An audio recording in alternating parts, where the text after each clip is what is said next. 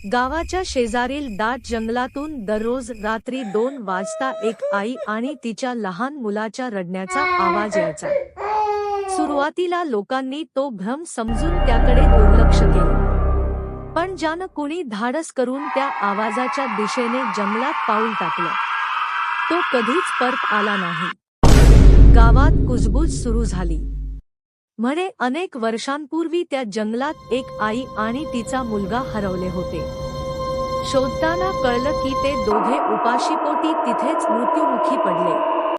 त्यांच्या आत्म्यांना अजूनही शांतता मिळालेली नाही।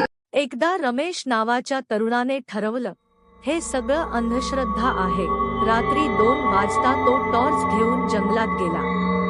अचानक त्याला एका झाडामागे पांढऱ्या साडीतील स्त्री दिसली। तिच्या कुशीत एक लहान मुलगा रडत होता। ती हळूच म्हणाली, माझ्या मुलाला वाचव। रमेश जवळ गेला आणि त्याचा टॉर्च बंद पडला। दुसऱ्या दिवशी सकाळी लोकांना जंगलात रमेशचा मृतदेह सापडला, त्याच्या चेहऱ्यावर भीती कोरलेली।